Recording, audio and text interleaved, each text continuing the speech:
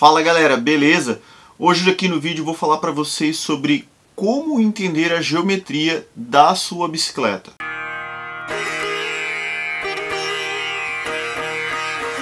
Bom pessoal, muita gente fala a respeito da geometria das bicicletas, das bikes de estrada, das bikes de mountain bike. Então eu vou dar algumas noções básicas, né, que são importantes para a gente saber quando vamos comprar uma bicicleta. Principal de tudo é você entender a geometria, saber o que você quer, né? E alguns conceitos, né, que as pessoas não têm muita noção. Então assim, são conceitos básicos para você entender a geometria.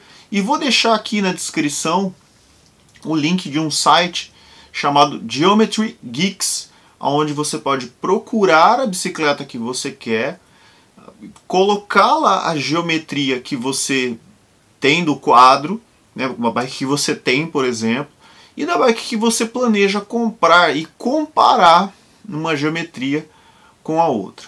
Bom, primeira coisa, as bikes antigamente elas tinham uma geometria muito parecida, muito semelhante, as bikes de estrada principalmente, né, e aquela geometria que a gente chama de geometria tradicional, ou seja, o comprimento do tubo de cima, que é o chamado top tube em inglês, e do seat tube, que é o tubo do canote de selim, eram basicamente iguais. Então a bike tinha 54 centímetros de comprimento por 54 centímetros de altura. E os ângulos de caixa de direção e do canote de selim também eram praticamente sempre iguais. A maioria das marcas fazia isso, né? E aí isso foi mudando, foi evoluindo, e hoje nós temos uma quantidade absurda de tipos de geometria, de bikes com geometrias diferentes. Então vamos para os conceitos, que é o mais importante para a gente entender. Primeiros conceitos são duas coisas. Primeiro é o stack e o segundo é o reach. São duas palavras em inglês. E o stack é mais ou menos, a gente pode traduzir como a altura do seu quadro. O que é o stack? É a distância em relação do movimento central até a altura da sua caixa de direção, né? Uma linha paralela da caixa de direção até o movimento central. Essa é a medida chamada de stack, né? Mais ou menos como se fosse a altura. E o reach é o alcance, justamente. É a distância do movimento central até a sua caixa de direção do seu quadro. Então, esses dois números, o stack e o reach, hoje em dia são as formas como as grandes marcas e as marcas fazem para analisar, né, e para fazer a geometria da sua bicicleta, né? E cada tamanho, né, cada marca vai ter esses números aí, e é esses números que você deve analisar primariamente. São só esses números? Não, né? Você pode ter duas bicicletas com exatamente as mesmas medidas de stack e reach, só que nós temos outras coisas, outras medições, outras medidas, na verdade, que vão influenciar na geometria de uma bicicleta. Então, as medidas de ângulo de caixa de direção e de canote de selim são extremamente importantes. E esses ângulos vão mostrar e vão fazer com que a bicicleta seja mais arisca, mais lenta e por aí vai. Por exemplo, o ângulo de caixa de direção tradicional de uma bicicleta de estrada é mais ou menos de 72 graus. Quanto maior esse ângulo, quanto mais perto, né, de 90 graus, não vai chegar a 90 graus, é óbvio, não vai ser reto, né, mais arisca vai ser a bike, a roda da frente vai estar mais perto de você, né.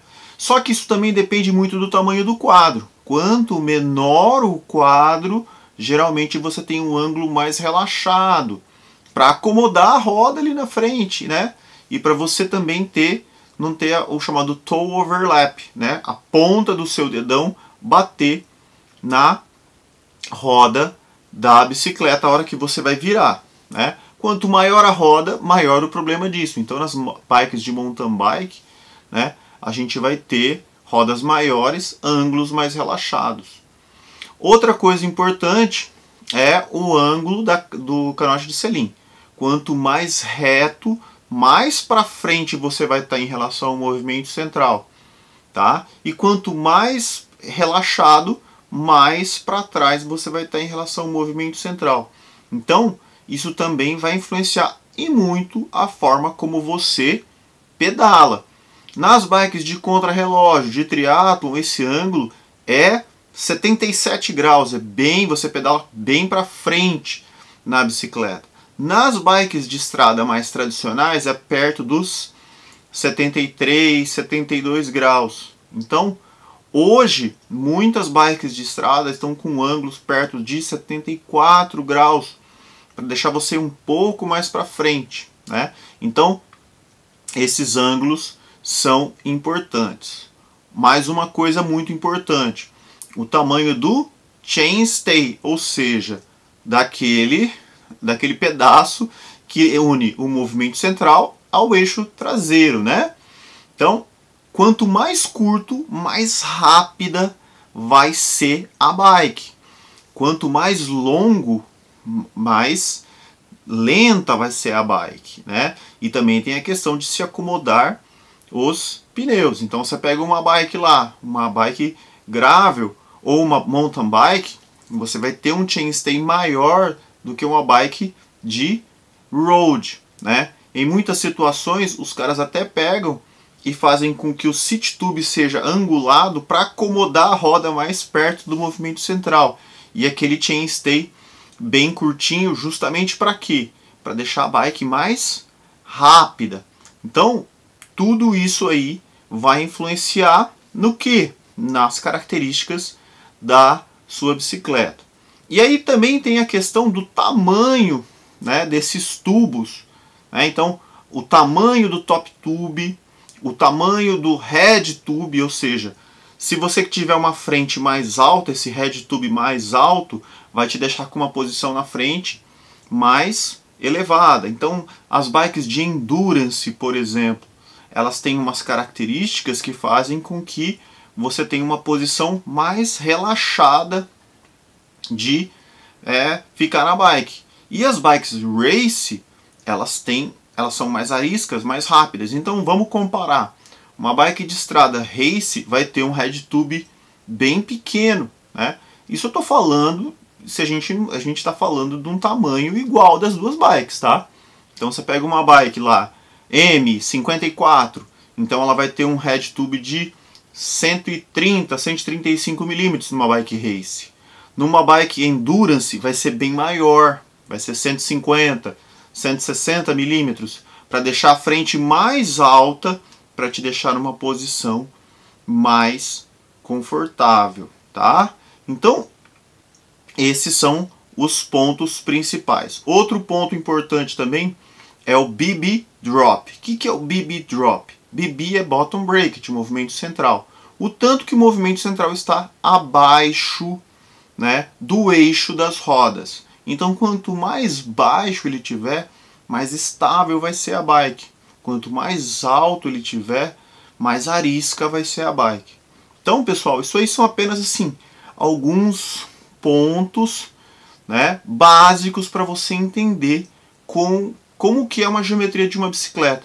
Então é legal você pegar a geometria da sua bicicleta, você coloca nesse site que eu deixei no link, olha, vê, e aí você compara com a outra bicicleta que você já teve. Então isso aí é uma forma de você entender o que você precisa e o que você quer, né, quando você vai comprar uma nova bicicleta. Beleza, galera? Qualquer coisa, deixa suas dúvidas aqui embaixo. Vamos discutir, falar sobre o assunto. E é isso aí, galera. Até mais. Abraço.